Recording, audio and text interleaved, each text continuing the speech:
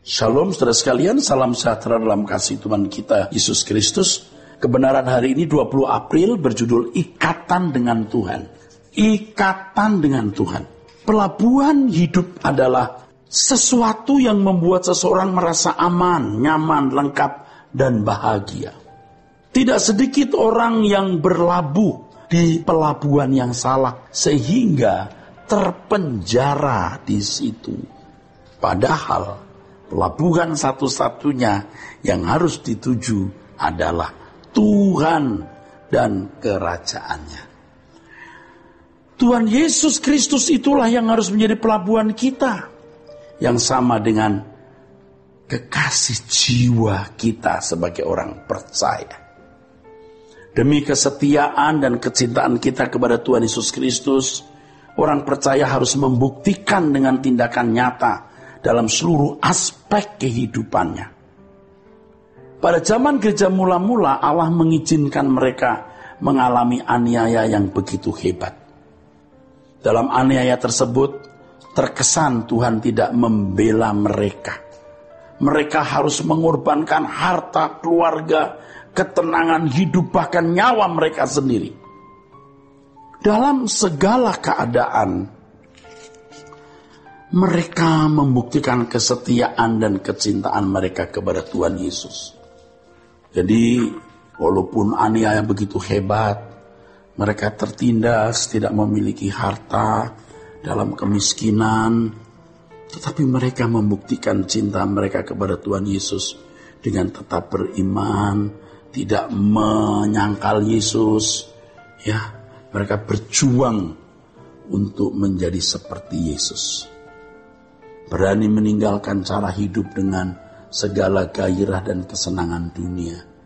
Dan mereka berusaha mengerti apa yang dikehendaki oleh Allah Bapa untuk dilakukan. Inilah yang disebut mengingini Tuhan. Kita harus, saudaraku, merindukan dan mengingini Tuhan lebih dari kita merindukan dan mengingini apapun dan siapapun. Karena memang dialah satu-satunya yang layak diperlakukan demikian. Tujuan hidup kita, segalanya bagi kita. Kurang dari ini berarti kita tidak bersikap pantas terhadap Dia. Ini berarti dunia sudah tidak lagi diharapkan dapat membahagiakan hidup kita. Dunia sudah menjadi kartu mati. Kartu mati, udah gak ada berguna. Ya, untuk menunjukkan ekstrim yang patut bagi Tuhan, ekstrimnya hubungan kita dengan Tuhan, kita harus berani mempertaruhkan apapun juga. Dan Yesus sendiri juga mengajarkan satu hal yang luar biasa. Dalam Lukas pasal 14, Yesus berkata, "Jikalau seseorang datang kepadaku dan ia tidak membenci bapaknya, ibunya, istrinya, anak-anaknya, saudara-saudaranya laki-laki atau perempuan, bahkan nyawanya sendiri, ia tidak dapat menjadi muridku." Ikatan dengan Tuhan adalah ikatan yang erat, terdalam, ya, terkuat. Paulus mengatakan bahwa kita bisa menjadi satu roh dengan Tuhan. 1 Korintus 6 ayat 17. Barang siapa mengikatkan diri dengan Tuhan, menjadi satu roh dengan Dia. Begitu, saudara. Kalau sudah sampai pada level satu roh, ini berarti tidak ada lagi sesuatu yang menghalangi ikatan antara kita dengan Dia, saudara. Ini sebuah ikatan yang melebihi ikatan dengan siapapun dan apapun. Ikatan dengan Tuhan haruslah sebuah ikatan dua pihak, ya, bukan ikatan satu pihak, harus dua pihak. Dalam sebuah relasi dan ikatan dua pihak, dibutuhkan sikap saling percaya. Itulah sebabnya yang harus dipersoalkan dalam hal ini adalah apakah Tuhan bisa mempercayai kita? Apakah Tuhan bisa mempercayai kita? Oh, jelas Tuhan bisa kita percayai, tapi kita bisa dipercayai Tuhan enggak? Bukan hanya mempercayai kuasa Tuhan dan mengalami mujizatnya. Banyak orang cukup puas bila mengalami suatu kejadian yang spektakuler seperti mujizat. Hal itu sudah dianggap cukup menandai eksistensi Tuhan dalam hidupnya. Padahal yang penting bukanlah kejadian sesaat yang menunjukkan kehadiran Allah dalam hidupnya melalui mujizat itu, melainkan sebuah ikatan yang terjalin setiap saat, di mana seseorang mengalami Tuhan dengan sungguh-sungguh, berjalan dengan Tuhan sungguh-sungguh, dan hal ini akan nampak dalam kualitas hidupnya. Untuk ini ikatan-ikatan dengan Tuhan secara real, maksud saya ikatan dengan Tuhan secara real, harus dirajut, dirangkai, disulam setiap saat. Ikatan ini membuat seseorang dapat melakukan kehendak Allah setiap saat. Jadi terdapat perjuangan yang berat untuk menemukan, mengalami dan memiliki secara permanen hubungan dengan Allah itu.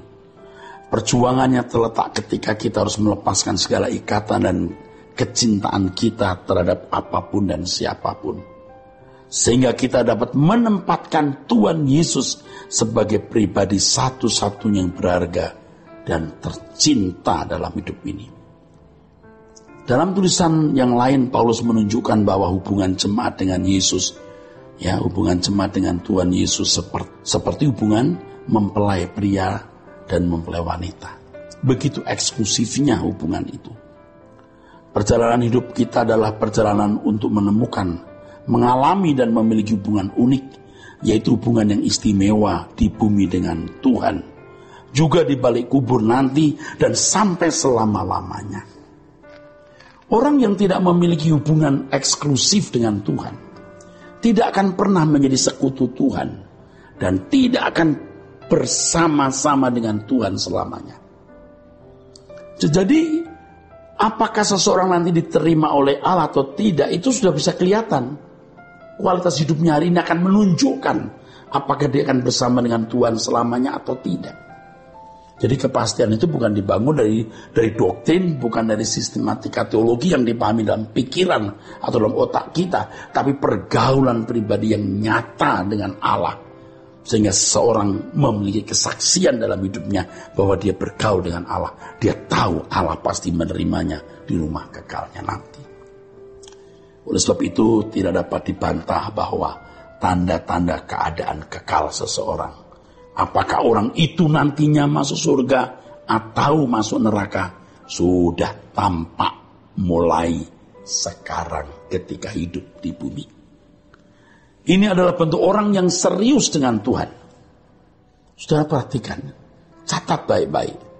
Tuhan tidak akan bersama orang yang tidak serius berurusan dengan dirinya. Tuhan hanya mau berurusan dengan orang yang serius berurusan dengan dia. Pengalaman luar biasa ini dialami oleh penulis kitab Mazmur yang menyatakan perasaan itu dengan ungkapan kata ini.